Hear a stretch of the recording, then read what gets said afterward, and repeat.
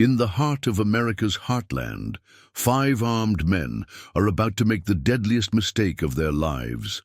As they approach the weathered barn of what seems to be just another Midwest farm, they think they've found an easy target. Marcus Hayes appears to be nothing more than a simple farmer, aged by years of working the land. They couldn't be more wrong. For 15 years, Marcus was the most feared operator in Joint Special Operations Command, leading missions that will never appear. In any record, his call sign was Harvester, because when he went to work, only death remained. Now, as these outlaws threaten his new life, they're about to learn why even hardened military operators would whisper his name with dread. Before we jump back in, tell us where you're tuning in from. And if this story touches you, make sure you're subscribed, because tomorrow I've saved something extra special for you. Dawn painted the Nebraska sky in shades of amber and gold as Marcus Hayes began his daily routine. At exactly 4:30 a.m., as he had done every morning for the past 7 years, he rose from his bed without an alarm. Old habits died hard, and 15 years of special operations had permanently etched certain patterns into his behavior. The farmhouse was silent, except for the soft creak of aged floorboards beneath his feet. At 52, Marcus moved with a fluid grace that belied his weathered appearance. His hands, calloused from years of farm work, showed no tremor as he prepared his morning coffee. Black, no sugar, just as he'd drunk it in countless combat zones. Through his kitchen window, he watched the pre-dawn darkness, his eyes automatically scanning the tree line, noting the position of each shadow, each potential point of concealment. The locals thought him peculiar for rising so early, but they attributed it to the dedication of a successful farmer. After all, the Hayes farm was one of the most productive in Cedar County. They never noticed how his seemingly random daily inspections of the property followed precise patrol patterns, or how the old fence posts were placed at exact 100-meter intervals, perfect range markers for anyone who knew what to look for. The barn, which would soon draw unwanted attention, appeared ordinary from the outside.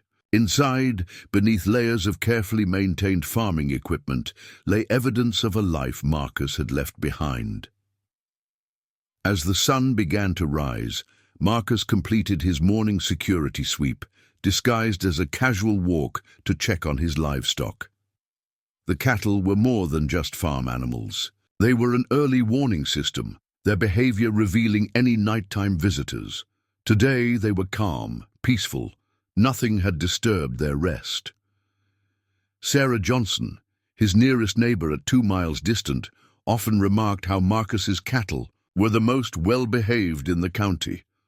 "Must be that gentle touch of yours," she'd say, when they met at the Sunday market. If she'd ever noticed how the cattle were positioned to create clear fields of fire around the farm's perimeter, she never mentioned it. The morning progressed with methodical precision. Each task, from feeding the animals to maintaining the equipment, served multiple purposes. The hay bales he moved created concealed shooting positions. The irrigation pipes he checked doubled as improvised communication channels. Even his choice of crops, tall corn and dense wheat fields, provided tactical advantages he hoped never to need. By 7 a.m., as other farmers in the area were just beginning their day, Marcus had already accomplished more than most would in several hours. He sat at his kitchen table, drinking his 3rd cup of coffee and reviewing weather reports with the same attention to detail he'd once given to mission briefings. The radio beside him crackled with local chatter. Farmers discussing crop prices, weather concerns, and lately a growing worry about thefts in the area. 3 farms had been hit in the past month. Equipment stolen, grain silos emptied, livestock taken. The police seemed powerless to stop it. Marcus listened carefully, his mind automatically cataloguing details others might miss. Patterns were emerging, just as they had in his former life. The thieves were professional, their timing too precise to be random. They struck during the new moon, when nights were darkest. They knew farming routines, understood the rhythm of rural life. Yesterday's newspaper lay open on his table, folded to a small article most would overlook. Rural crime wave continues, local authorities baffled. The report mentioned similar thefts across 3 states. To most readers, it was just another story about the challenges of rural life. To Marcus, it read like an intelligence report revealing an organized operation moving steadily across the heartland. A truck engine rumbled in the distance, Tom Parker's old Ford, judging by the distinct knock in its engine. The local mechanic would be opening his shop soon. Marcus checked his watch. 7:45 a.m., right on schedule.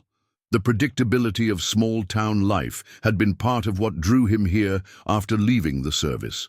Now that same predictability made it easy to spot anomalies, to identify threats before they materialized. He stood, stretching muscles that still maintained their combat-ready conditioning, hidden beneath worn jeans and a faded work shirt. It was time to drive into town for supplies, another routine that served multiple purposes. The locals saw a farmer running errands. Marcus saw an opportunity to gather intelligence, observe changes in patterns, note unfamiliar vehicles. The weathered Chevy truck he drove matched his carefully crafted image, old but meticulously maintained, just like every other farmer's vehicle. Nobody needed to know about the reinforced frame, the hidden compartments, or the military grade. Communications equipment concealed beneath its rustic exterior. As he stepped out into the brightening morning, Marcus allowed himself a small smile. 7 years of peace had been good, but he'd never stopped preparing. Some called it paranoia. He called it survival. Soon those preparations would prove their worth. The bell above Parker's general store chimed as Marcus stepped inside. Tom Parker's cheerful greeting carried across the cluttered aisles, but Marcus's attention was already focused on the 3 unfamiliar men browsing the farming supplies. Their clothes were new, too new for working farmers. Their boots showed no signs of real farm work. The sight triggered a memory he'd rather forget. Kandahar, 2009. Another group of men trying to blend in, their cover betrayed by similar small details. That operation had cost 3 good men their lives before Marcus's unit eliminated the threat. The usual Marcus, Tom asked, already reaching for the coffee beans he knew Marcus preferred. The store owner's voice brought him back to the present, but the combat-honed instincts remained active, cataloging details. Thanks, Tom. Been hearing about these thefts in the area. Any word on who might be behind them? Marcus kept his voice casual, matching the lazy drawl he'd adopted as part of his farmer persona. One of the strangers shifted slightly, almost imperceptibly, but to Marcus's trained eye, the movement screamed awareness. Another memory surfaced. Damascus, 2012. A similar tell had revealed an enemy operative moments before all hell broke loose. Whole counties worried, Tom replied, unaware of the subtle dynamics playing out in his store. Sheriff thinks it might be organized crime moving into rural areas. Never thought we'd see that kind of trouble out here. Marcus nodded, remembering another briefing, another time. Colonel Richards explaining how criminal organizations were adopting military tactics, hiring ex-operators. That intel had led to the mission that earned Marcus his reputation within the special operations community. The strangers made their purchases: rope, duct tape, work gloves. Innocent items to most observers, but Marcus recognized a supply list he'd seen before. Standard equipment for covert entry teams. He forced himself to maintain his relaxed posture, to appear absorbed in selecting his groceries. As they left, Marcus caught a glimpse of their vehicle through the store window. New Ford F-150, rental plates. His mind automatically ran through similar surveillance operations he'd conducted. The truck would be clean, untraceable. Any evidence would be circumstantial at best. "You all right there, Marcus?" Tom's voice carried concern. "You've got that look again." "What look would that be?" Marcus kept his tone light, though his mind was already gaming out scenarios, identifying potential threats and responses. That 1,000-yard stare. Same one you had when you first moved here. Tom lowered his voice. Sarah Johnson told me you served. Never talk about it, though. Marcus managed a smile that didn't reach his eyes. Not much to tell, Tom. Just did my time like a lot of others. But his mind flashed to his last mission, the one that had finally driven him to seek this quiet life, an operation in Yemen that went sideways. His team surrounded, outnumbered. The decisions he'd made that day had saved his unit, but left scars deeper than the one running down his left side. Well, whatever you did over there, Tom continued, sure seems to have taught you about running a successful farm. Never seen anyone turn around a failing property like you did with the old Hayes place. If Tom only knew that the irrigation systems he praised had been designed using principles from defensive perimeter control, or that the crop rotation patterns matched techniques for establishing surveillance zones. Marcus gathered his supplies, his movements efficient but unhurried. Through the window, he watched the stranger's truck turn north toward the cluster of farms that hadn't yet been hit. Their attitude, their equipment, their tactical awareness, it all pointed to professional operators. Looks like rain coming, he commented, nodding toward the gathering clouds. But his mind was already calculating approach vectors, identifying likely targets, establishing probable timelines. The skills that had made him feared in the special operations community hadn't faded. They'd just been repurposed.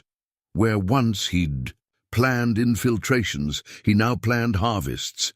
Where he'd once calculated fields of fire, he now calculated crop yields. But as he loaded his supplies into his truck, Marcus knew those old skills would soon be needed again. The stranger's presence confirmed what his instincts had been telling him. The local thefts weren't random. They were reconnaissance, preparation for something bigger. 7 years of peace had been good. But peace, as Marcus had learned through bitter experience, was always temporary. The only question was whether he'd be ready when it ended. As he drove home, his mind replayed fragments of missions, lessons learned in blood and sacrifice. The curse of a perfect memory meant he remembered every operation, every decision, every consequence. Soon, he feared, he'd be adding new memories to that burden. Marcus's evening perimeter check revealed the first concrete evidence of surveillance. The signs were subtle, broken twigs at precise intervals along his fence line, the kind of markers professionals use to measure distances and establish observation points. Fresh cigarette ash near his south field, American Spirits, a brand favored by ex-military contractors. His cattle had shifted their grazing patterns, avoiding the northeast corner of the pasture. Animals were better at detecting human presence than any electronic security system. Marcus had learned that lesson in Pakistan, where local goat herds often inadvertently revealed hidden enemy positions. He found the first camera near sunset, a high-end surveillance device camouflaged in a tree overlooking his barn. The placement was professional, the camouflage nearly perfect, nearly. But 15 years of counter-surveillance operations had taught Marcus what to look for. Interesting choice, he muttered, examining the device without touching it. Military. Grade, but available on the civilian market. Expensive enough to confirm serious backing. Cheap enough to be deniable if discovered. He'd used similar equipment in Colombia. The sound of an approaching vehicle drew his attention. Sheriff Mike Dawson's patrol car bumped down the dirt road toward his farm. The local law enforcement was a good man, but out of his depth. The badge on his chest carried authority, but his gun had never left its holster in 15 years of service. Evening. "Marcus," Dawson called out, killing his engine. "Thought you'd want to know. Henderson's place got hit last night. 4th farm this month." Marcus nodded, noting how the sheriff's vehicle had parked exactly where the surveillance camera had the best view. "Bad business. They take much?" "Stripped their equipment barn clean. Professional job. Disabled the security system. knew exactly what they were after. Dawson wiped his brow with a handkerchief, getting pressure from the state police to show progress. "You haven't noticed anything unusual out here, have you?" Marcus thought of the camera in the tree, the reconnaissance markers along his fence. "Nothing specific," he lied, "but I'll keep my eyes open." "Do that. And Marcus," Dawson hesitated, "might want to consider upgrading your security. These aren't your typical thieves. They're organized, well-equipped. Word is they've hit 3 counties already, working their way east." "Appreciate the warning, Sheriff." Marcus kept his voice neutral, but his mind was already processing the pattern. 3 counties moving east, just like the strangers in Parker's store. This wasn't just theft, it was a coordinated operation. After Dawson left, Marcus continued his inspection with heightened attention. Near the old oak tree, he found boot prints. Size 11, Lower Zephyr tactical boots, another military connection. The depth of the prints suggested someone had stood there for several hours, observing his farm. In the growing darkness, Marcus made his way to the barn. The building that appeared so ordinary from the outside concealed his real security measures. Behind a false wall, a bank of monitors showed feeds from his own carefully hidden cameras. He'd installed them when he bought the farm, telling himself it was just precaution. Now they might prove vital. The monitors revealed nothing obvious, but Marcus wasn't looking for obvious. He studied movement patterns in his fields, changes in wildlife behavior, the subtle signs that indicated professional surveillance. The evidence painted a clear picture. His farm was being watched, studied, analyzed for weaknesses. His phone buzzed. A secure message from an old contact in military intelligence.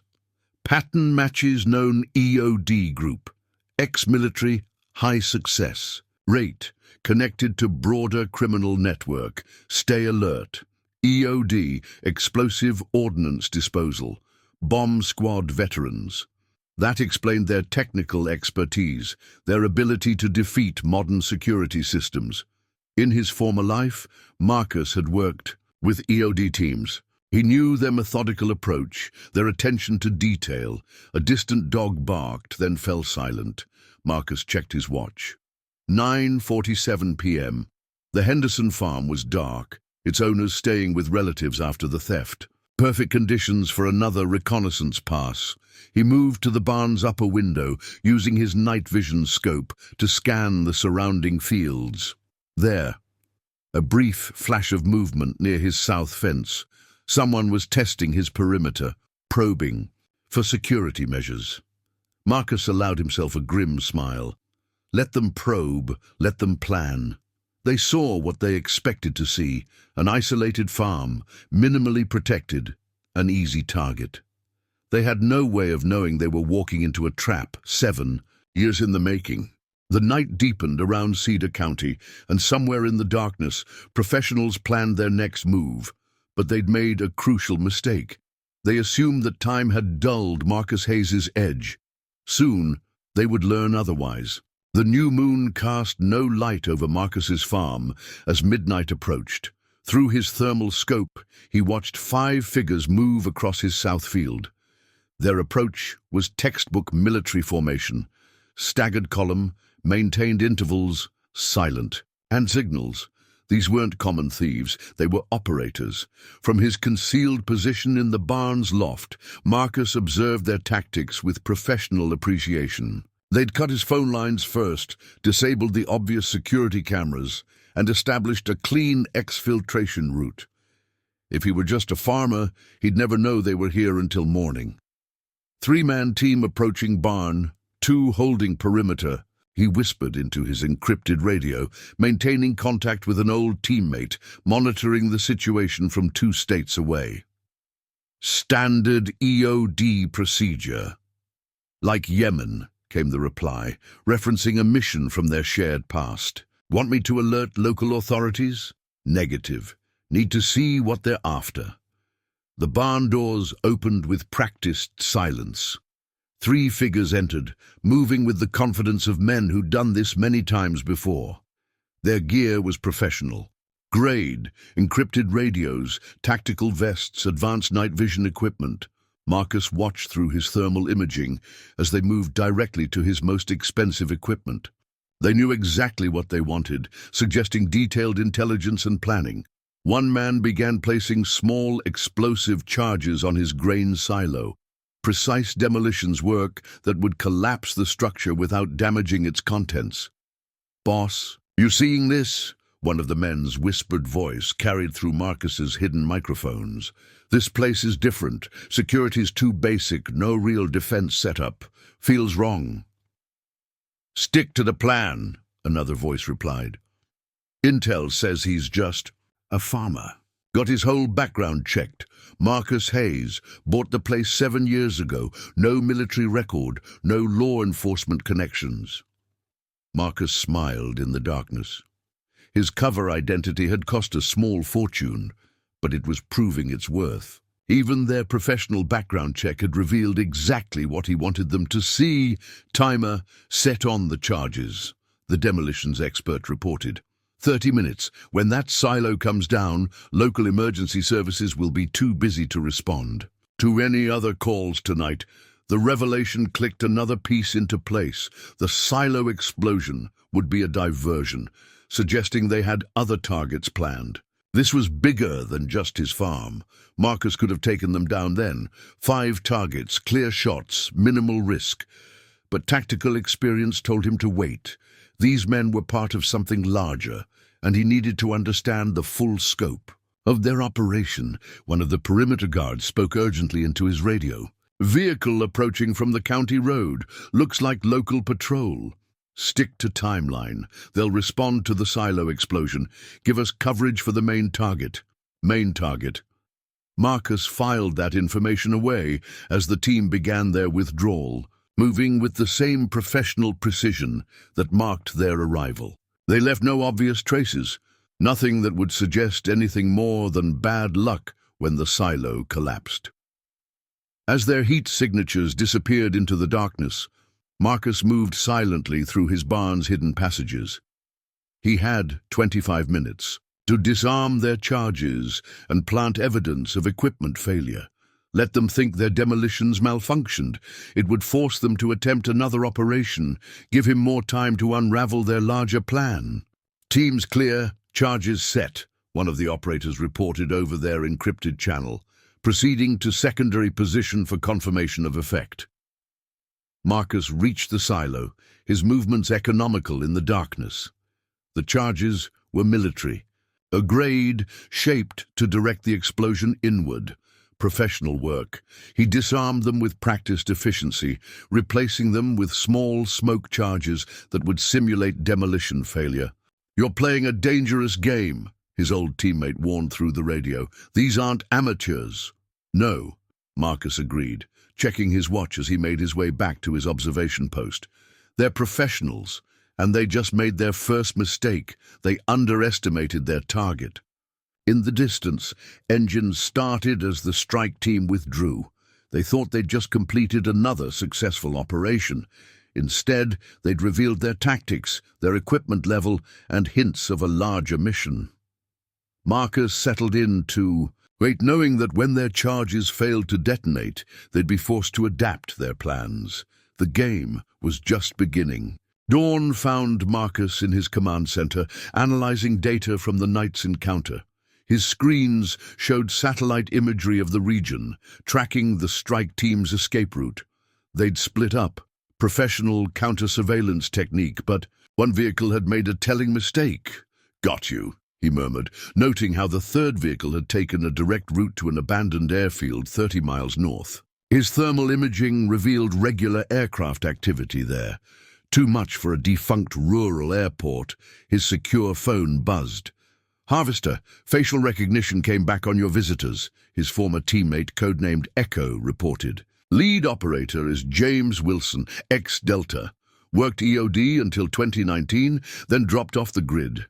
Reappeared as private security consultant." Marcus pulled up Wilson's file on his screen. The man's record was impressive. Multiple combat deployments, advanced demolitions training, counter-terrorism operations, connection to other farm robberies. That's where it gets interesting. Cross-referenced his known associates with recent cargo plane flight plans. They're not just hitting farms, they're establishing a supply line.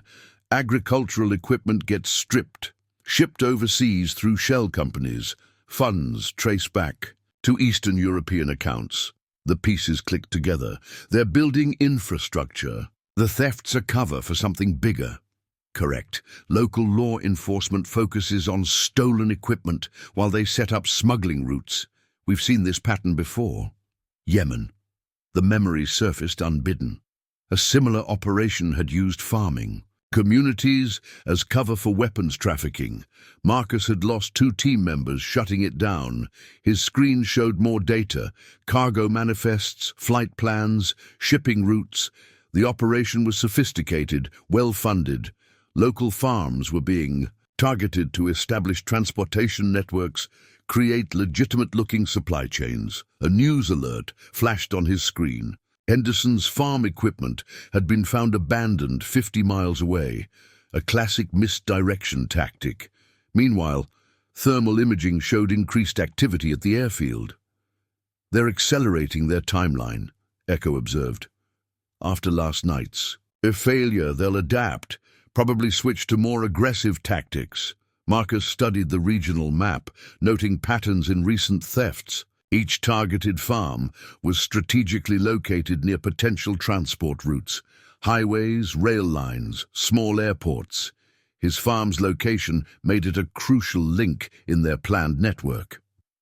"Send me everything you have on Wilson's known associates," Marcus requested.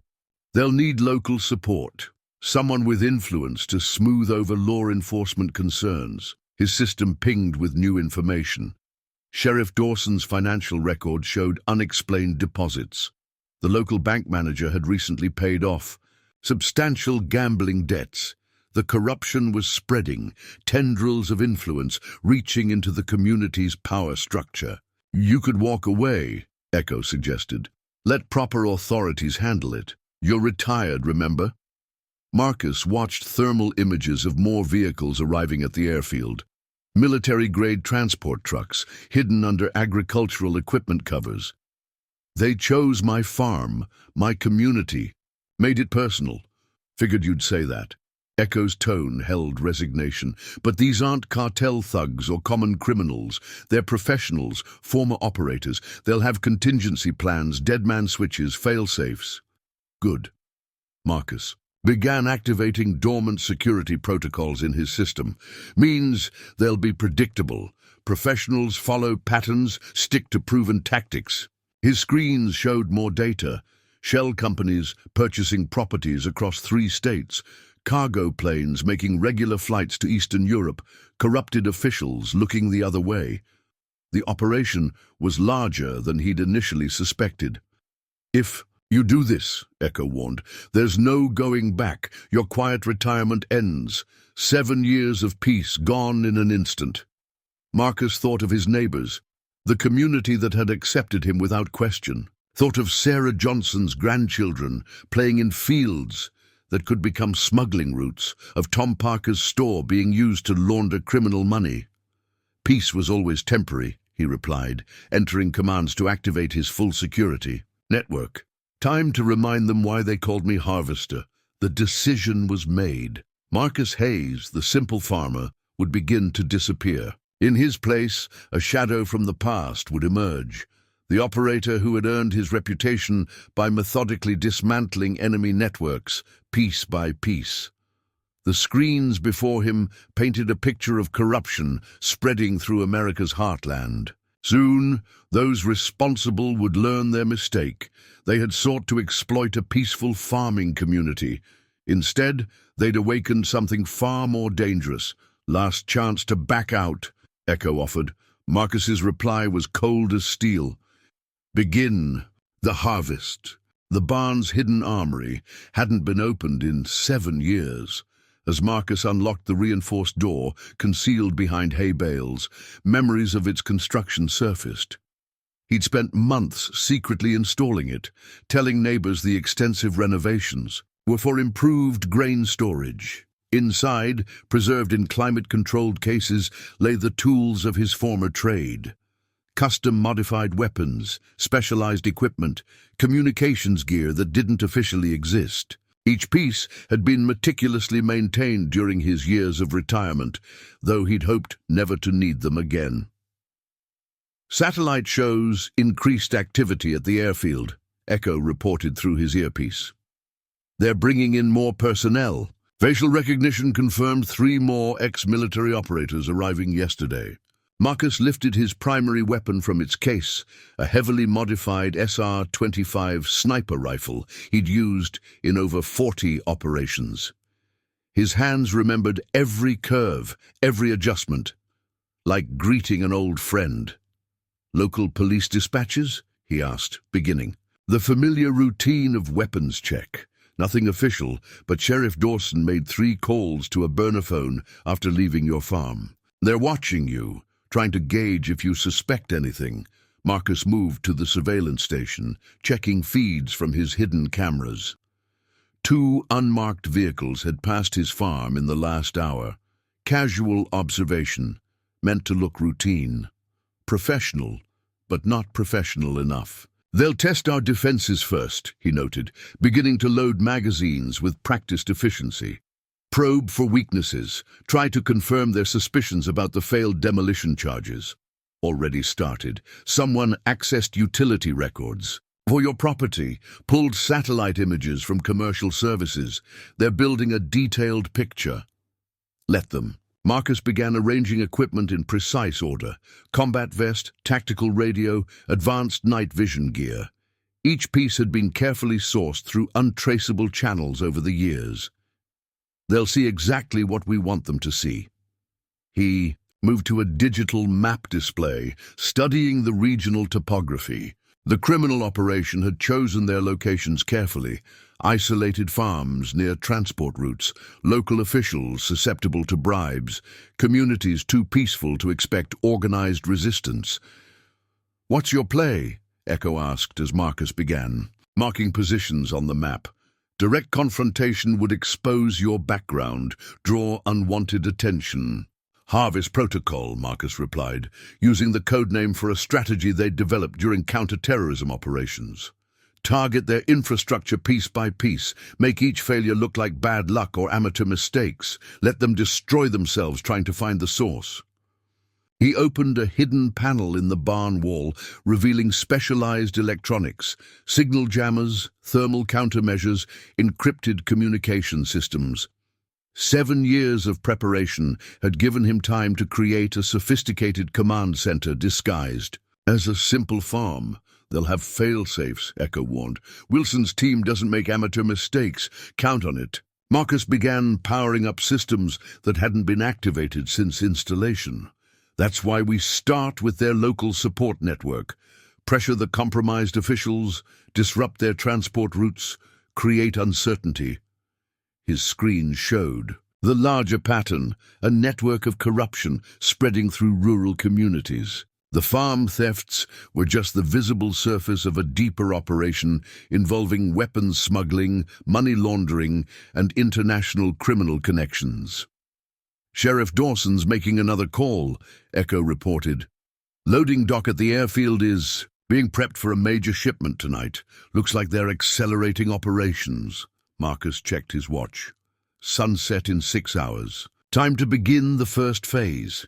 He moved to a workbench, beginning assembly of specialized equipment. Remote sensors disguised as ordinary farming debris, cameras hidden in irrigation equipment, motion detectors that would read as standard crop. Monitoring systems. "Remember Bosnia?" he asked, hands moving with practiced precision. "How the weapons smugglers used agricultural shipments as cover." "Until their operation mysteriously fell apart piece by piece," Echo recalled. "Never did. Figure out what happened to their logistics network. They got sloppy, started believing their own cover story. Forgot that legitimate farming communities notice things, talk to each other, recognize patterns." Marcus began loading gear into his truck, each piece carefully concealed under ordinary farm equipment. To any observer, he'd appear to be preparing for routine evening work. "Wilson's smart," Echo cautioned. "He'll expect counter-surveillance, look for signs of professional opposition." Good, Marcus allowed himself a grim smile. Means he'll be looking in all the wrong places. Professional operators always overthink things, look for complicated explanations. Sometimes the most effective weapon is simply being underestimated. The sun began its westward descent as Marcus completed his preparations. Soon, Wilson's team would make their next move, confident they were dealing with a simple farmer who'd had a lucky escape. They were about to learn a costly lesson about appearances versus reality. Evening cast long shadows across Marcus's property as his sensors detected new movement at the airfield. Through encrypted feeds from surveillance equipment he'd planted during routine fertilizer deliveries, he watched 3 more transport trucks arrive. Their cargo manifests listed agricultural equipment, but thermal imaging told a different story. "Getting this?" he asked Echo, transmitting the feed through secure channels. "Military-grade weapons," Echo confirmed. "Latest shipment includes anti-tank missiles, probably heading to conflict zones through their Eastern European connections. They're using the stolen farm equipment as cover for weapons smuggling." Marcus's screens showed more data, bank transfers, disguised as agricultural loans, shipping containers moving through multiple ports, a web of seemingly legitimate businesses, all connected to Wilson's operation. "Local support networks growing too," Echo reported. Sheriff Dawson recruited 2 deputies into their operation. Bank managers approved loans for 3 more shell companies. They're embedding themselves deeper into the community. Through his eye scope. Marcus watched Tom Parker lock up his store for the night. The store owner looked nervous, kept checking over his shoulder. Yesterday, Wilson's men had visited him, probably offering the same choice they'd given others: cooperate or face accidents. "They're following standard infiltration protocols," Marcus noted, remembering similar patterns from counter-terrorism operations. "Establish legitimate cover, corrupt local officials, intimidate potential opposition, classic playbook." His surveillance network picked up another conversation. Sheriff Dawson meeting with Wilson behind the abandoned grain elevator. The sheriff's body language showed fear, poorly masked by bravado. "You don't understand," Dawson's voice came through clearly on Marcus's directional microphones. "Hayes isn't just some farmer. Something's off about him. The way he moves, how he's always aware of everything." "Your job isn't to think," Wilson cut him off. "Your job is to make sure no one looks too closely at our operation. If Hayes becomes a problem, we'll handle it." Marcus allowed himself a small smile. "Let them worry. Let them waste resources investigating his background. Every hour they spent trying to uncover his secrets was an hour he could use to dismantle their operation." "New development," Echo interrupted. "Just intercepted communications about a major shipment coming in tomorrow night, using multiple farms as staging areas: the Henderson Place, Miller's property, and 3 others. Marcus studied his tactical display. The targeted farms created a perfect distribution network, isolated locations, clear transport routes, minimal chance of casual observation, professional planning. "They're expanding faster than expected," he noted, marking potential interdiction points on his map. "Getting bolder, because they think they've got the area secured. Local law enforcement's compromised, communities intimidated, no signs of organized resistance." A truck drove past Marcus's farm, one of Wilson's surveillance teams maintaining casual observation. They were good, varying their timing, switching vehicles, nothing that would draw attention from anyone without military counter-surveillance training. "Found something else," Echo reported. Cross-referenced Wilson's known associates with recent international arrivals. Viktor Petrov landed in Chicago 3 days ago. Former Spetsnaz, now works as liaison between weapons smugglers and Eastern European buyers. Marcus's screens showed Petrov's file, impressive military record, suspected involvement in multiple trafficking operations, known for ruthless efficiency. His presence confirmed the operation's international scope. He's here to oversee the shipment, Marcus concluded. Must be something big if they're bringing in someone at his level. Through his cameras, he watched another local farmer cave to pressure, accepting an envelope from Wilson's men. The criminal operation was metastasizing, corrupting the community piece by piece. They're targeting Peterson's farm next, Echo warned. Old man Peterson already refused their first offer. Local police report shows he filed complaints about suspicious vehicles, but Dawson buried them. Marcus checked his watch. Sunset in 20 minutes. Time to implement the next phase of his counter-operation. Keep monitoring their communications, he instructed, beginning final equipment checks. I'm going to give Mr. Peterson some unexpected help with his security concerns. Careful, Echo cautioned. Direct intervention risks exposing your capabilities. Sometimes the best way to hide action is in plain sight. Marcus smiled grimly, remembering lessons learned in countless covert operations. Tonight, they'll see exactly what they expect. A concerned neighbor helping with basic security measures. They won't realize their operation is being systematically dismantled until it's too late. As darkness fell, Marcus loaded spare equipment into his truck. Motion sensors disguised as wildlife cameras, surveillance gear hidden in ordinary farming tools. To anyone watching, he'd appeared to be helping a neighbor with simple security. Upgrades. Wilson's operation was expanding its web of corruption through America's heartland. But they'd made a crucial mistake. They assumed that rural communities were soft targets, that farmers were simple victims waiting to be exploited. Time to show them how wrong they were. Night had fallen by the time Marcus reached Peterson's farm. The old man was waiting on his porch, shotgun across his knees, looking every bit the stubborn farmer Wilson's men would expect. Perfect cover for what was about to happen. Brought. Those security cameras you asked about, Mr. Peterson? Marcus called out, keeping his voice casual for any watching ears. Mind giving me a hand setting them up? Peterson played his part perfectly, grumbling about modern technology as they unloaded equipment. To any observer, it would look like simple civilian security measures. They wouldn't recognize the military-grade surveillance gear disguised as ordinary farming equipment. They came by again today, Peterson muttered as they worked. Offered twice what the farm's worth. When I refused, started talking about how accidents happen to stubborn old men. Marcus positioned a motion sensor that was actually an advanced thermal imaging device. Seems to be happening a lot lately. Might be worth setting up a few extra security measures, don't you think? Through his earpiece, Echo provided updates. Wilson's team is maintaining observation from the South Ridge. Two-man team using standard military surveillance patterns. Let them watch, Marcus replied softly, making a show of fumbling with wiring.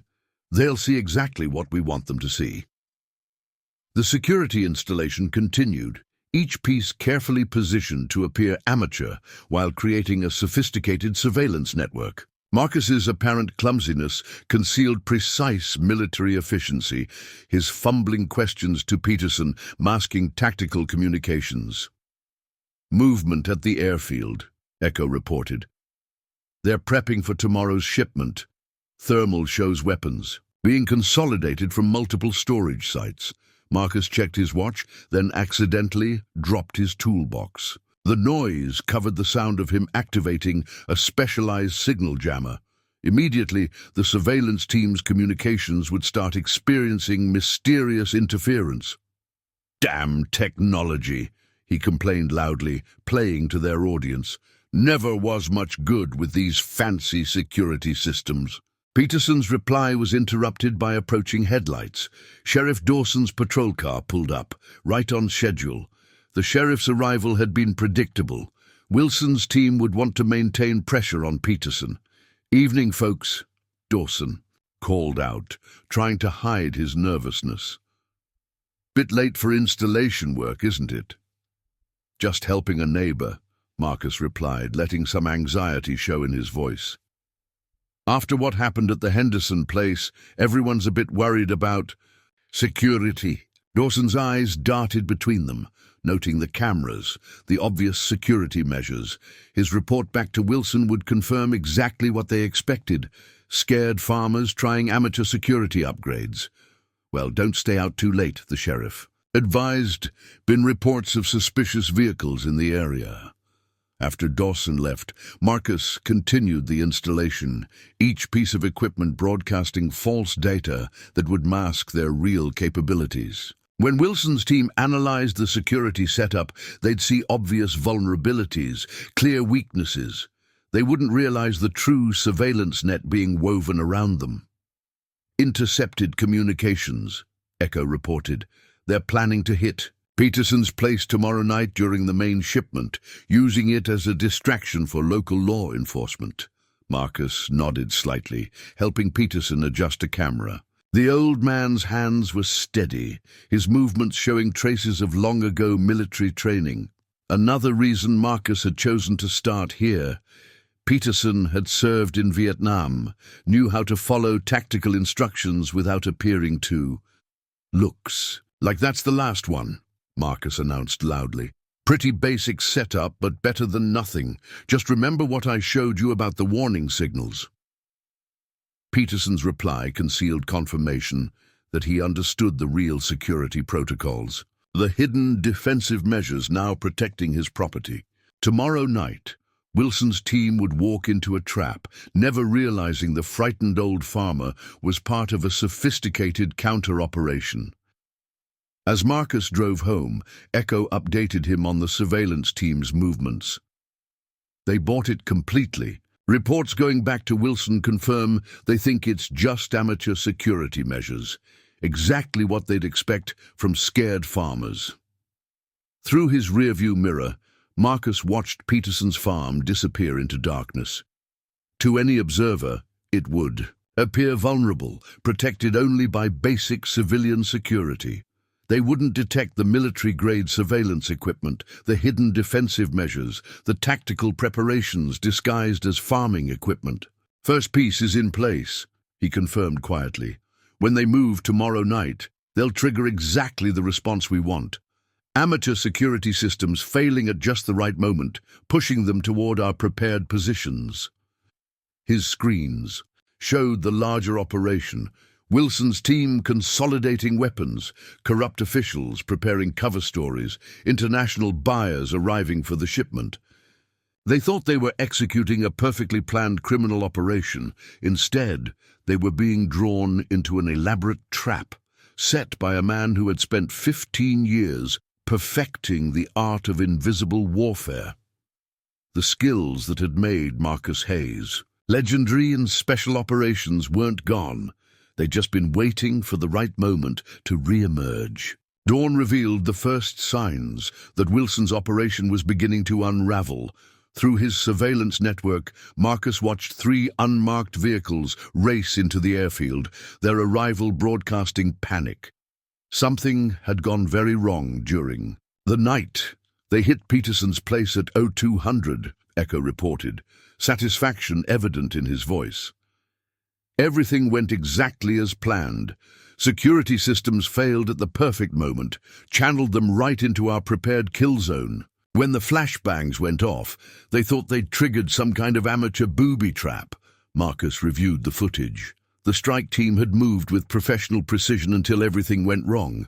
Equipment failures, communications blackouts, and perfectly timed malfunctions had transformed their routine operation into chaos. Casualties, he asked, though he already knew the answer. None, just like you planned. But they lost 2 vehicles, most of their specialized equipment, and their pride. Best part? Local police report shows they're blaming it on Peterson's amateur security measures accidentally working better than intended. Through his thermal imaging, Marcus watched Wilson pace outside the airfield's main hangar. The team leader's body language broadcasted fury and confusion.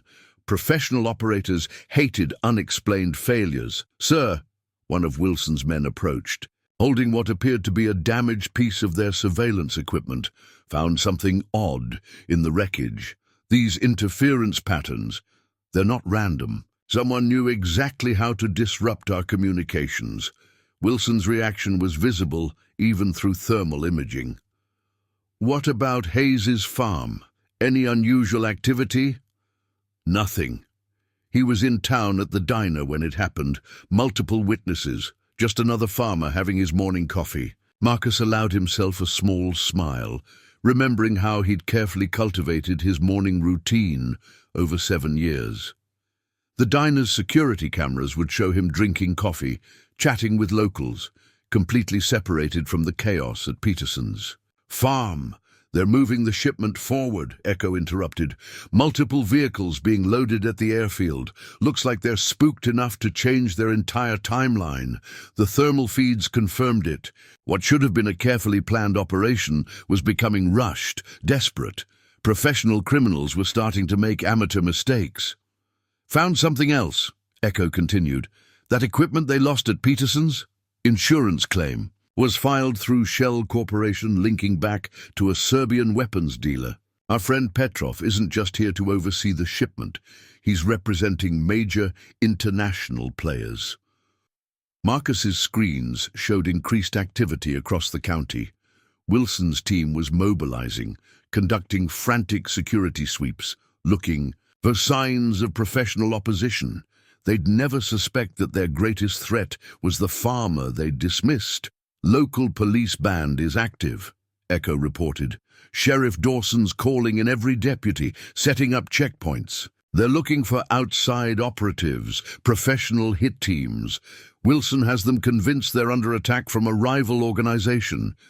The irony wasn't lost on Marcus. They were searching for a sophisticated opposition force while ignoring the real threat right in front of them. Professional operators always overthought things, looked for complicated explanations. A vehicle approached his farm, one of Wilson's surveillance teams maintaining their routine observation. Marcus made a show of checking his irrigation equipment, playing the role of the simple farmer concerned about his crops.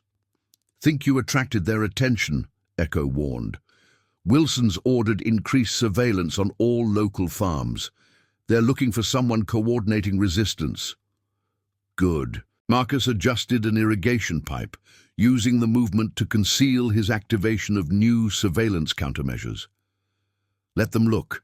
The harder they search for outside threats, the less they'll notice what's happening inside their own operation. His screens showed the bigger picture. Wilson's team was increasing pressure on local farmers, pushing harder for cooperation. Their professional discipline was cracking, replaced by aggressive desperation. Petrov's making calls to Europe, Echo noted. His bosses aren't happy about the delays. Sounds like they've invested heavily in this smuggling route. Marcus checked his watch. The timing was perfect. Within hours, Wilson's team would discover their backup communication system had mysteriously failed. By evening, their secondary transport routes would encounter unexpected mechanical problems. Each incident would appear random, unconnected. They're starting to suspect professional opposition, Echo observed. Wilson's requested additional tactical teams, heavy weapons. They're preparing for a major confrontation. Let them. Marcus's voice carried the calm certainty that had made him legendary in special operations. They'll fortify their positions, enhance their security, look for threats from every direction except the right one. Through his scopes, he watched Wilson's operation begin to fracture under pressure. The team leader was shouting at his men, demanding explanations for security failures. Professional operators turned amateur mistakes into conspiracies. The irony was perfect. They'd chosen his farm as a target because he appeared harmless, simple, predictable. Now those same assumptions were becoming their greatest weakness. Remember what we used to say in the unit? Marcus asked quietly, watching chaos spread through the criminal operation. The best weapon isn't the most powerful, Echo replied. It's the one they never see coming. The message arrived at sunset, delivered by Sheriff Dawson himself. Marcus watched through his security feeds as the sheriff's hands trembled, placing the envelope on his front porch.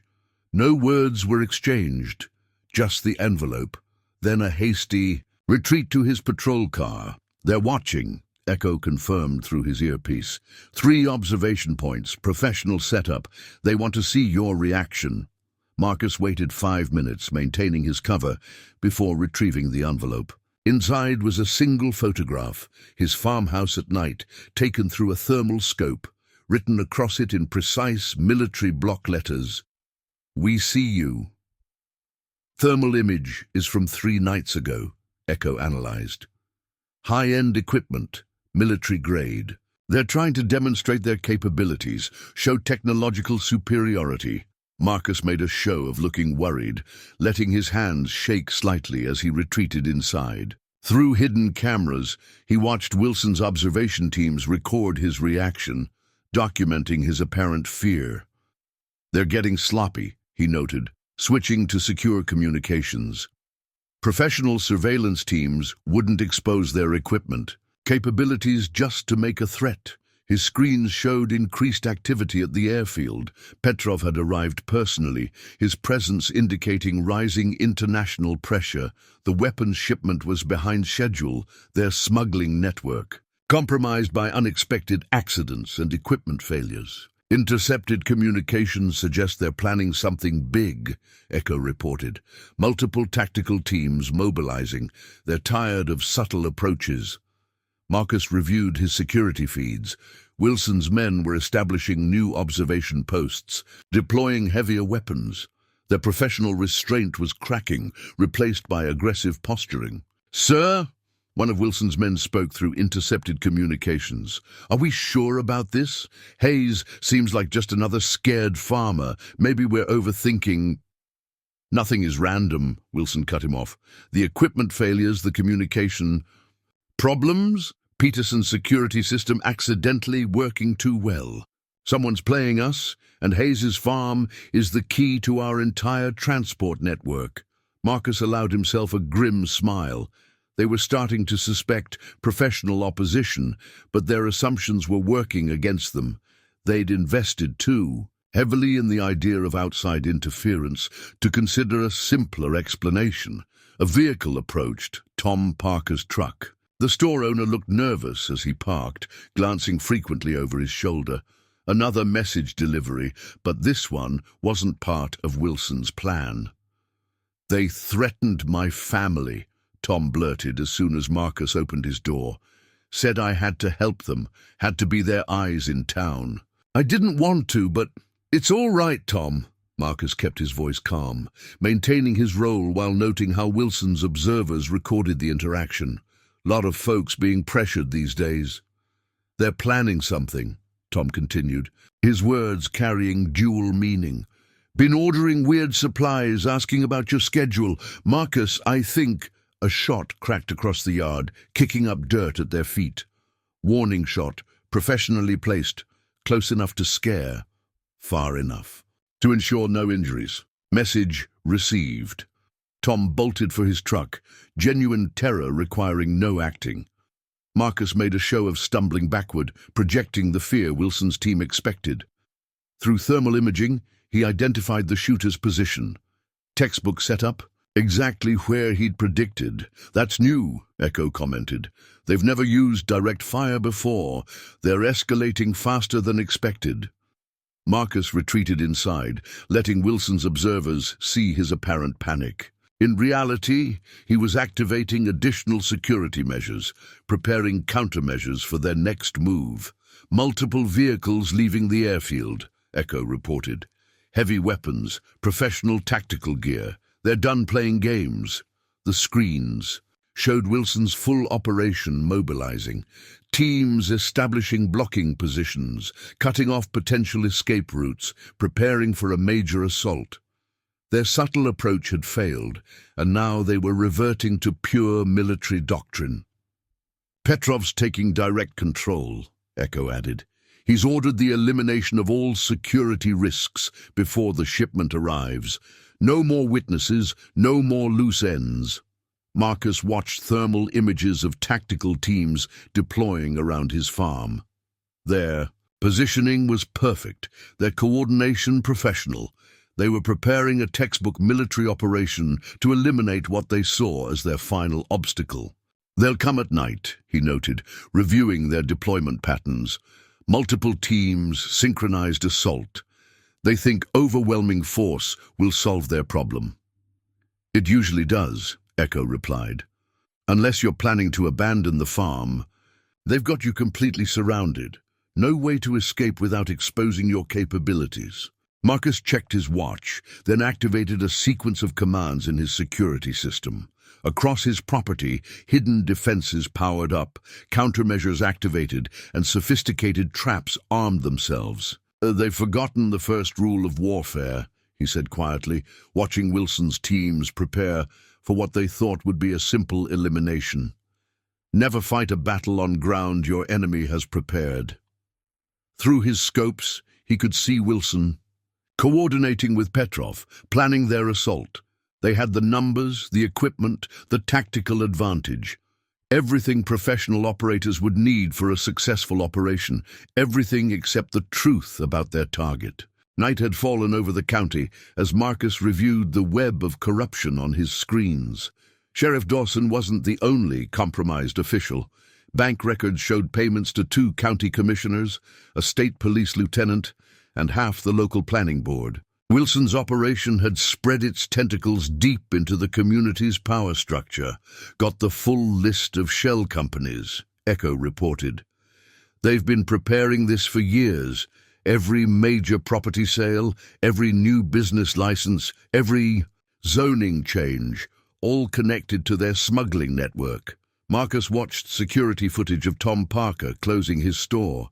The shopkeeper moved cautiously, looking over his shoulder. Behind him, one of Wilson's men browsed shelves with calculated casualness, a constant reminder of who really controlled the town. "Their meeting," Echo interrupted. "Town hall, closed session, officially discussing emergency security measures. But thermal imaging shows Wilson and Petrov in attendance. Through sophisticated listening devices, Marcus monitored the gathering. Town officials, business leaders, and corrupted law enforcement, all gathered to coordinate the final phase of Wilson's operation. "The situation is under control," Dawson was saying, his voice betraying nervousness. "Hayes is isolated. No one will question another farmer selling out, moving on." "Questioning isn't the concern," Petrov's cold voice replied. "Elimination is. Tonight's operation will remove the final obstacle to our transport network. After that, this community belongs to us completely." But something unexpected was happening outside Town Hall. Marcus's surveillance showed multiple vehicles approaching. Through back roads, pickups and farm trucks driven by people he recognized. Peterson wasn't the only veteran in the community. "Got movement," Echo reported. "Local farmers gathering at Peterson's place. Looks like your message got through."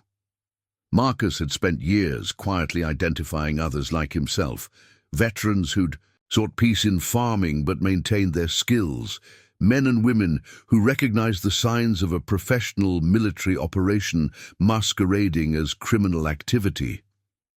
"Interesting timing," he observed, watching more vehicles arrive at Peterson's farm. "Wilson's team is so focused on their high-tech surveillance, they've missed the old-fashioned rural network."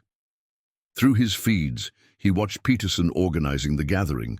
The old Vietnam vet moved with renewed purpose, his tactical experience evident in how he positioned lookouts and established communications. "Found something else," Echo added. "Cross-referenced local service records. You've got 3 former Special Forces, 2 Marines, and a Navy corpsman all living within 10 miles. All simple farmers now." "Communities always had its protectors," Marcus replied. "Most just prefer to stay quiet about it." Inside Town Hall, the corruption was becoming blatant. Wilson distributed envelopes of cash, Petrov made threats, and officials agreed to look the other way during tonight's operation. They thought money and fear had given them complete control. They hadn't counted on the other network, the one that operated through church socials and farmers' markets, through shared military experience and common values. The network Marcus had quietly nurtured for 7 years. Multiple signals detected, Echo reported.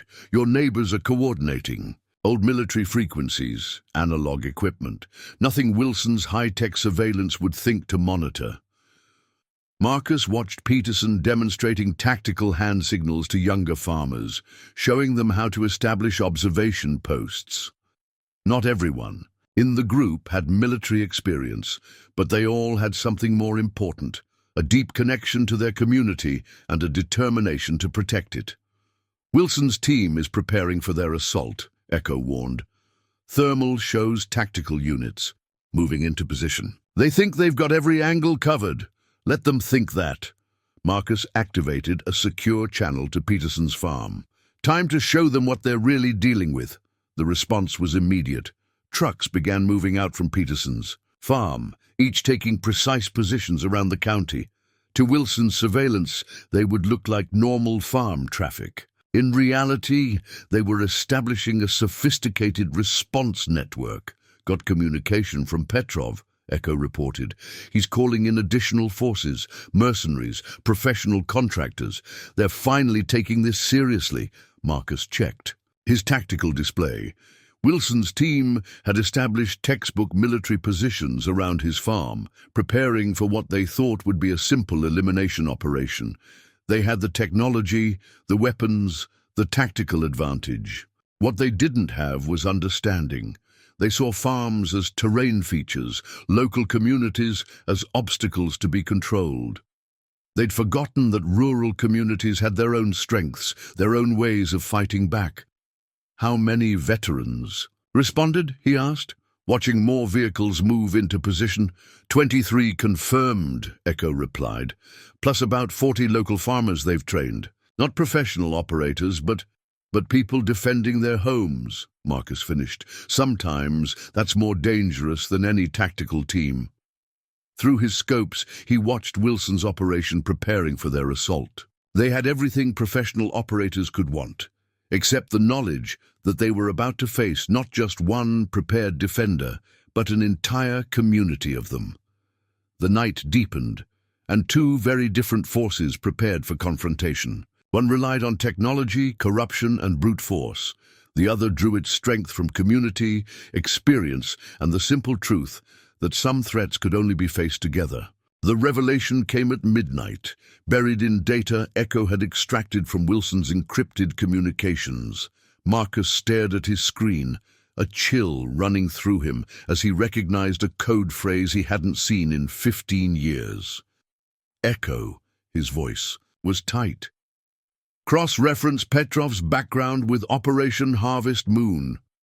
Silence filled the secure channel. Then, Marcus, Petrov wasn't just there. He was your handler. The pieces clicked into place with devastating clarity. Victor Petrov, the man he'd known as Captain Victor Pierce, his CIA liaison during classified operations in Eastern Europe, the man who'd coordinated some of the most sensitive missions in Marcus's career. Should have recognized his patterns, Marcus muttered, reviewing tactical data with new understanding. The way he structures operations, his approach to infrastructure, he's using our old playbook. That's not all. Echo's voice carried urgency. Just decrypted more of his communications. The weapons shipment. It's not just guns. They're moving. Something called Project Reaper. Marcus felt his blood run cold. Project Reaper, the classified weapons system his team had been assigned to protect, the one that had led to his retirement when he discovered its true purpose. He's been playing us, Marcus realized, watching Petrov coordinate with Wilson's team through new eyes. This whole operation, the farm thefts, the smuggling network, it's all cover for moving Reaper through civilian channels. His screens showed the larger pattern. Petrov had chosen this region specifically, knowing Marcus had settled here. The criminal operation wasn't just about profits, it was about revenge. about forcing Marcus to either expose himself or watch his community be destroyed. Thermal shows increased activity at the airfield, Echo reported. New arrivals, teams moving differently than Wilson's men, more professional. Marcus recognized their movement patterns immediately. CIA tactical teams. Petrov's bringing in his own people. Through surveillance feeds, he watched Petrov brief Wilson's team. The former CIA handler moved with the same cold efficiency Marcus remembered, laying out plans with precise military detail. Marcus! Echo's voice was grim.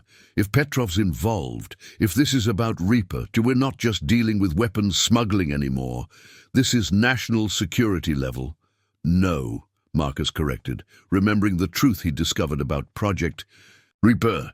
This is about something worse. Petrov's not working for the CIA anymore. He's using their tactics, their resources, but he's gone private, selling to the highest bidder. His screen showed more tactical teams arriving, taking up positions around the county. These weren't just professional criminals. They were trained operators, men who knew exactly how to handle a target like Marcus. They're not just here to eliminate opposition, Marcus concluded, watching Petrov deploy his forces. They're here to recover what I took. The evidence about Reaper's true purpose. The implications were staggering. Petrov hadn't chosen this community at random. He'd spent years building his criminal network, knowing it would eventually lead him to Marcus and to the proof that could expose one of the biggest cover-ups in CIA history. Your neighbors, Echo warned. The veterans helping you. They don't know what they're really walking into. Marcus watched Peterson organizing their makeshift defense network. Good people preparing to protect their community, not knowing they were about to be caught in the crossfire of a classified operation gone wrong. We need to warn them, Echo insisted. Get them clear before— No, Marcus's voice carried the weight of command. Petrov's already seen too much civilian involvement. If we try to extract them now, he'll eliminate everyone who might know something. Our only option is to finish this. Through his scopes, he watched Petrov reviewing tactical plans with his teams. The handler hadn't changed. Still the same precise movements, the same cold calculation. But now those skills were turned toward profit instead of duty. Sir, Echo asked quietly, what exactly did you find out about Project Reaper? Marcus checked his weapons with practiced efficiency, preparing for what was coming. The truth about who really controls black operations, and after tonight, everyone else will know too.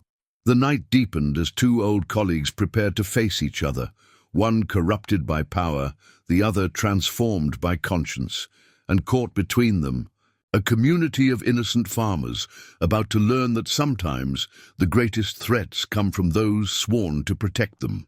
The first crack in Marcus's carefully maintained cover came at dawn. Peterson burst into his command center, face pale, clutching a tablet showing leaked CIA files. You're him, the Vietnam vet's voice shook, the operator they called Harvester, the one who took down the Serbian weapons ring in 08. Through his surveillance feeds, Marcus watched Petrov's operation shifting into high gear. The handler was burning his assets' cover deliberately, forcing him into the open.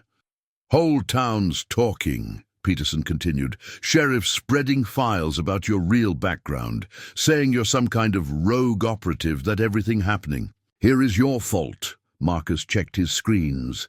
Petrov's psychological operation was perfect, using truth as a weapon, turning the community's fear against its defender. Already cars were gathering outside town hall, locals demanding answers about the dangerous man in their midst. Sir, Echo's voice carried urgency, Petrov's teams are moving, using the chaos as cover to establish advanced positions. These aren't Wilson's amateurs anymore, they're professional wetwork teams. Through thermal imaging, Marcus watched tactical units deploying around his farm. Their movement patterns showed advanced training, the kind only government operators received. Petrov wasn't just exposing him, he was forcing him to fight the kind of opponents only Harvester could handle. What they're saying?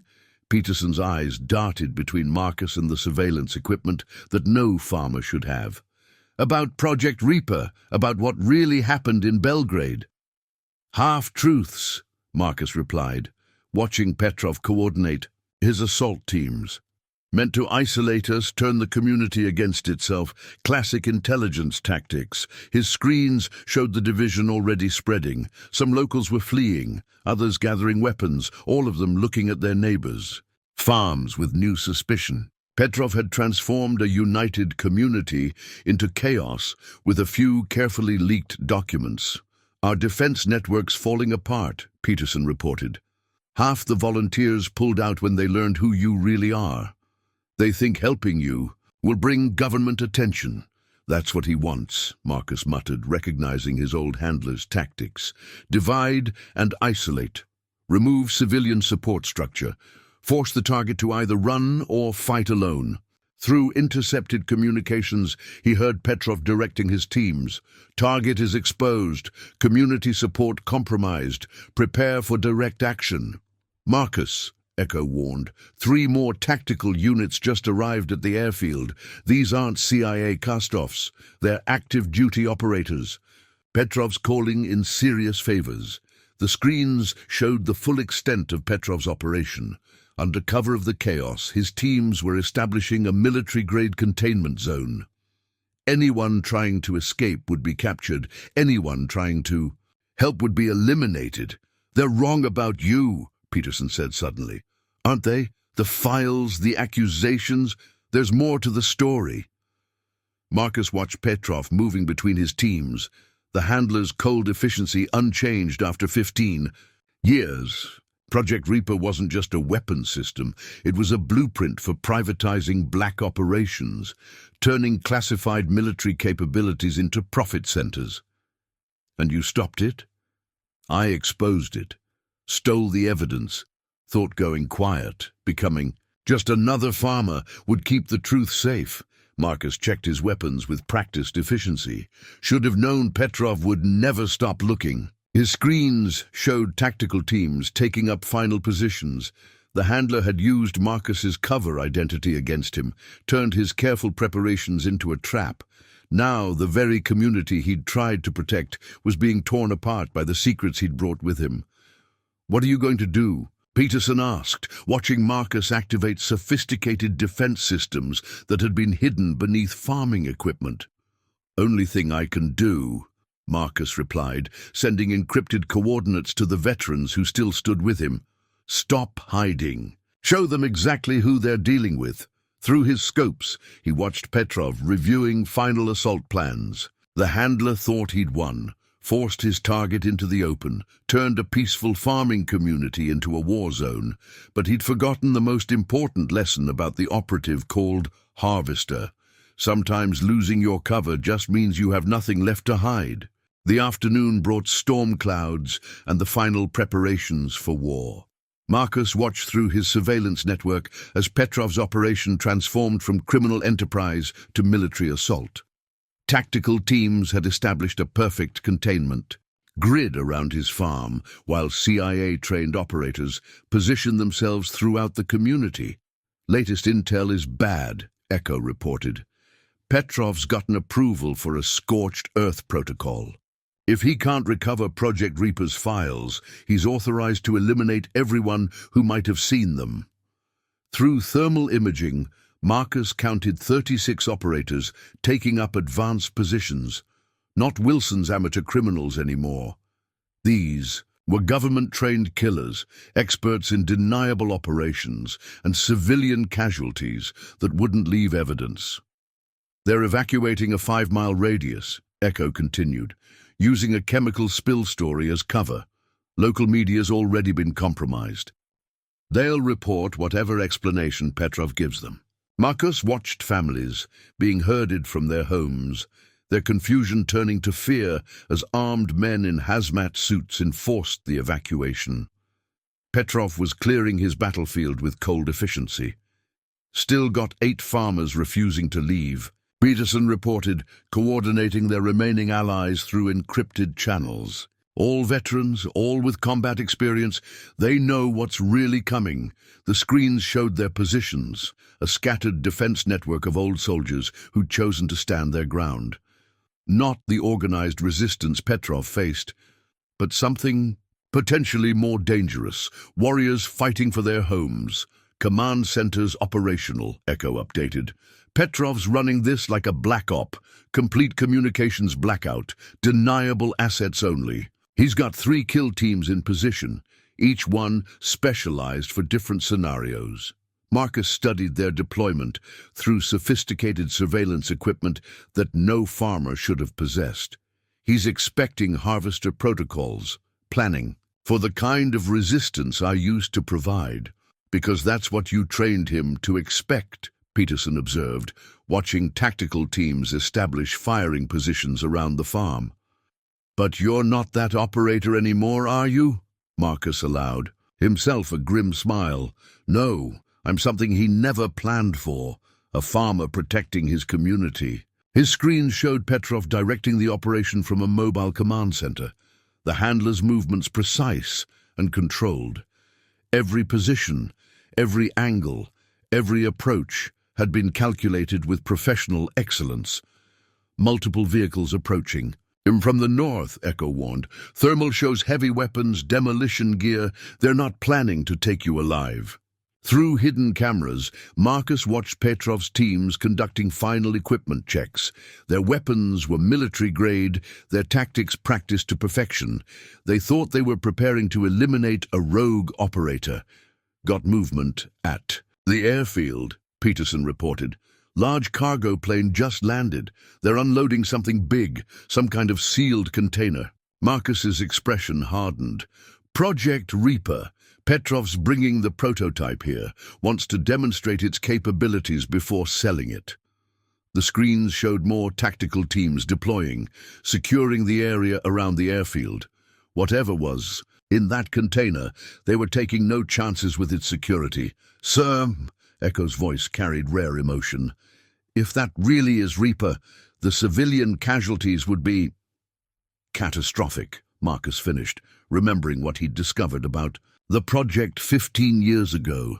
That's why we're going to stop it here tonight. Peterson studied the tactical displays, his Vietnam experience recognizing the severity of their situation. They've got us surrounded, outnumbered, outgunned. Professional operators against a handful of old farmers.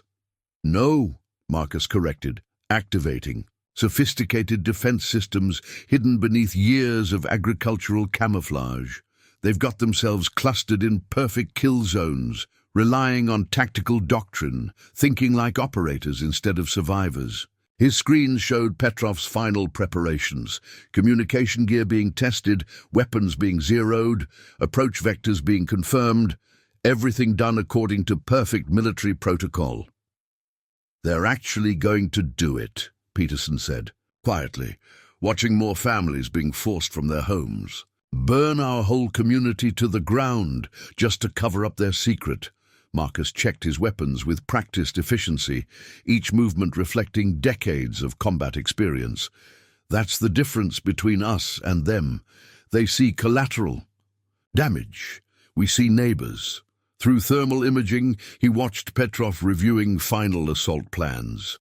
The handler had arranged his forces with tactical precision, creating an unstoppable military operation.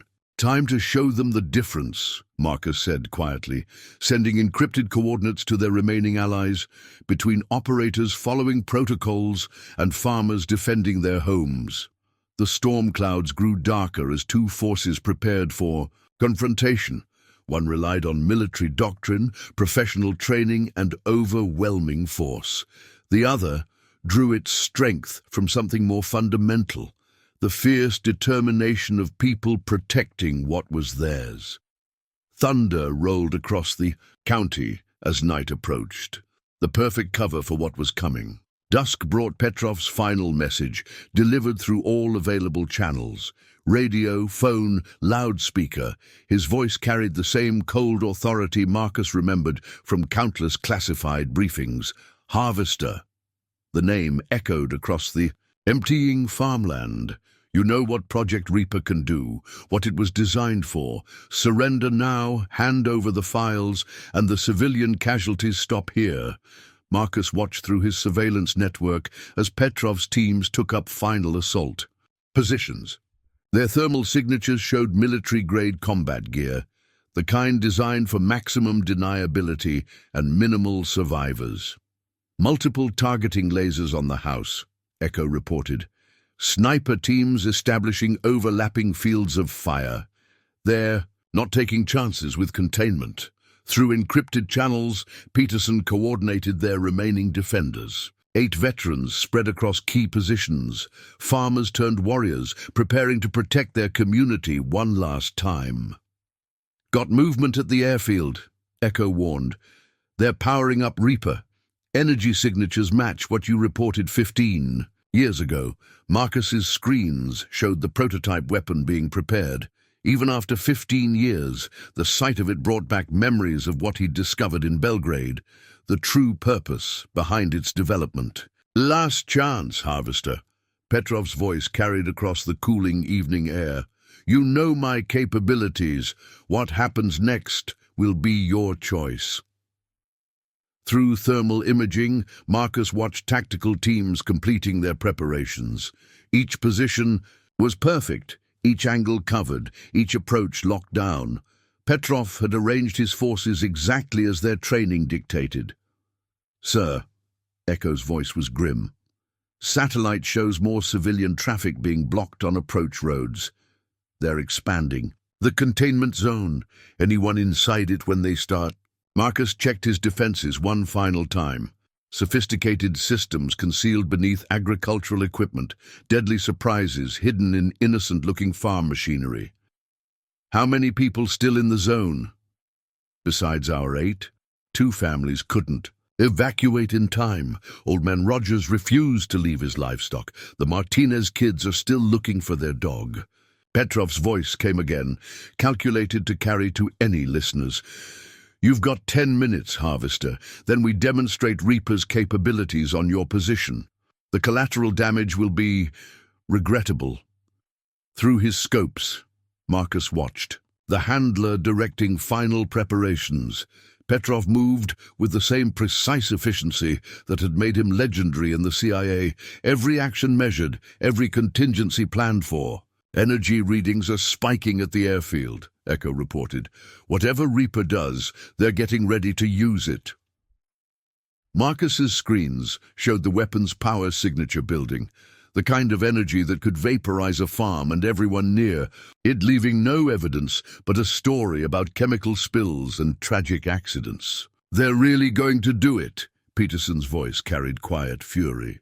Burn our homes, kill our neighbors, just to cover up their secret weapon.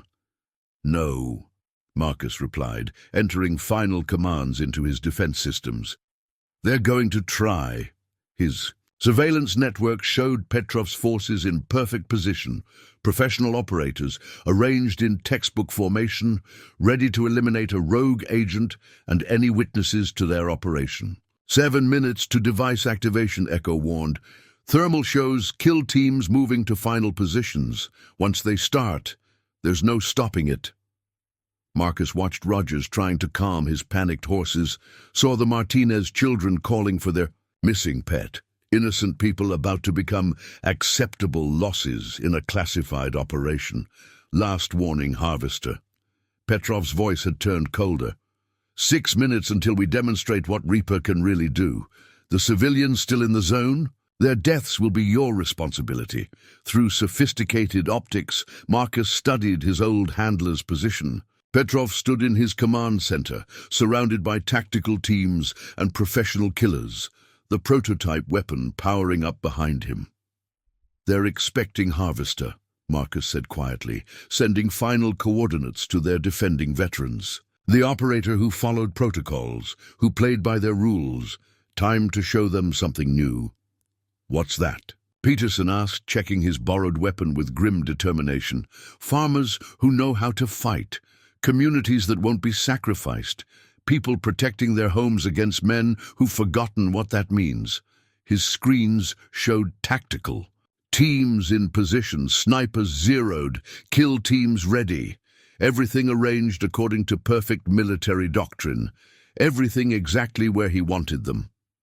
5 minutes, Petrov announced, his voice carrying professional satisfaction. Choose wisely, old friend. Thunder rolled across the darkening sky as Marcus made his choice. Not as harvester, the legendary operator. Not as a soldier following protocols, but as a farmer defending his community against men who saw it as nothing but collateral damage. Echo. His voice carried calm certainty. Execute harvest protocol. Let's remind them why this was never just about one operator. The storm clouds gathered as two forces prepared for war. One relied on classified weapons and professional killers. The other drew its strength from something more powerful, the fierce determination of people fighting for their homes. Time to show them the difference. The storm broke at precisely 0 hour. As thunder rolled across the county, Marcus's surveillance system detected the first phase of Petrov's assault. 3 tactical teams moving in perfect synchronization, their night vision equipment cutting. Through the darkness, they've started their jamming sequence, Echo reported, cutting off all standard communications in the area. But Marcus had prepared for this. Throughout the community, hidden transmitters activated, farming equipment retrofitted with military-grade electronics, the kind of sophisticated countermeasures no one would expect from simple agricultural machinery. What the hell? One of Petrov's operators cursed as his communications failed. Something's interfering with our secure channels. Marcus watched through thermal imaging as the professional assault teams hesitated. Their perfect military formation started to waver as planned communication protocols failed. Energy spike at the airfield, Echo warned. They're powering up Reaper to full capacity. Through his scopes, Marcus saw the prototype weapon's signature building. But Petrov had made a crucial mistake. In positioning the device for maximum effect, he'd placed it exactly where Marcus had spent 7 years preparing to neutralize such a threat. Now, Marcus commanded quietly. Across the community, irrigation systems suddenly activated. Not spraying water, but creating precise patterns of interference that played havoc with tactical equipment. Night vision systems flickered, thermal imaging distorted, sophisticated targeting computers displayed false readings. They're blind, Peterson reported with grim satisfaction. Just like you said.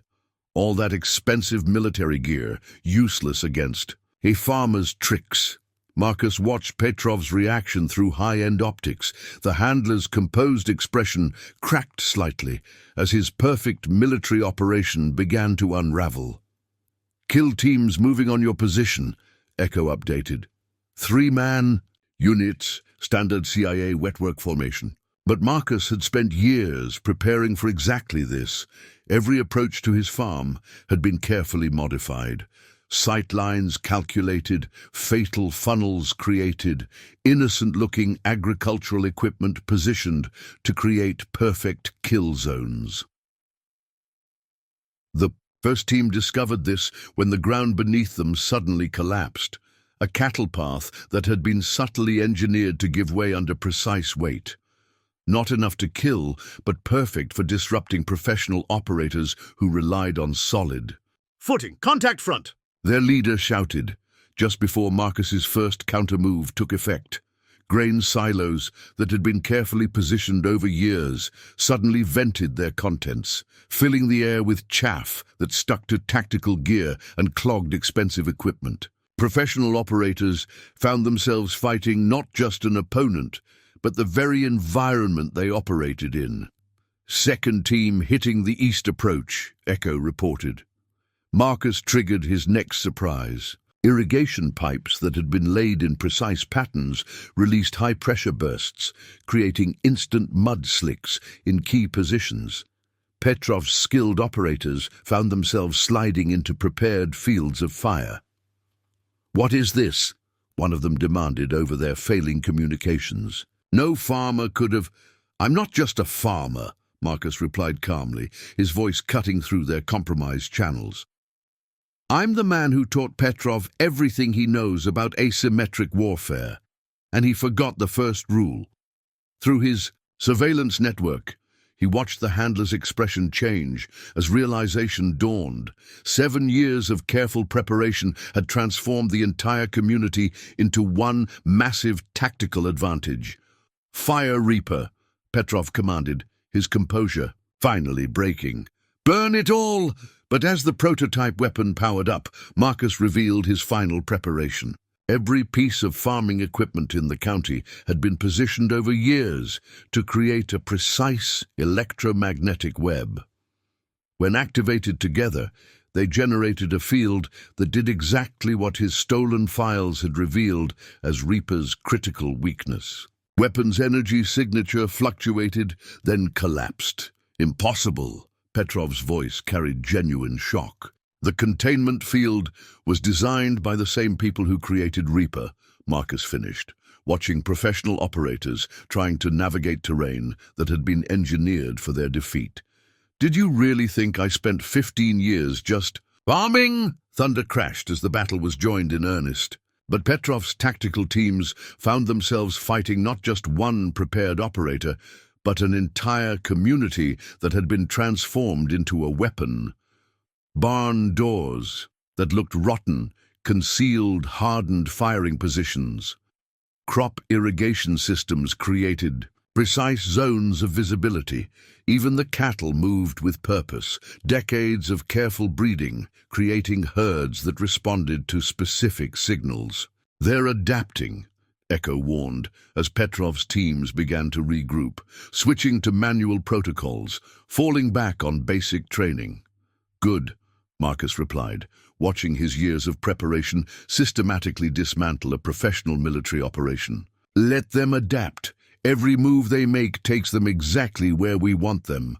The night erupted into chaos as two forces clashed, one relying on military doctrine and professional training, the other using 7 years of careful preparation to turn an entire community into a weapon. The real battle was just beginning. Dawn revealed the aftermath of the night's battle.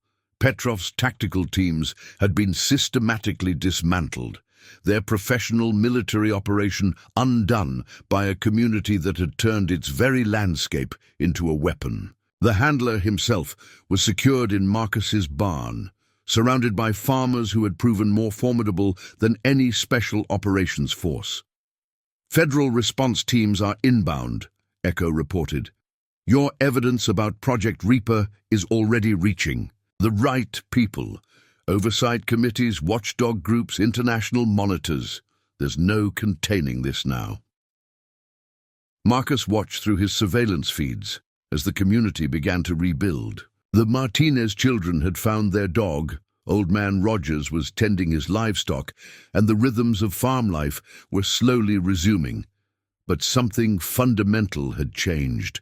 "Quite a harvest," Peterson remarked, helping secure the last of Petrov's captured operators. The Vietnam vet's eyes carried new understanding as he surveyed their community, though not the kind they were expecting.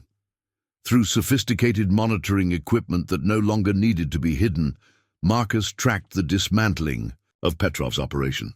The prototype weapon was being secured by legitimate authorities, the criminal network exposed, the corrupted officials facing justice.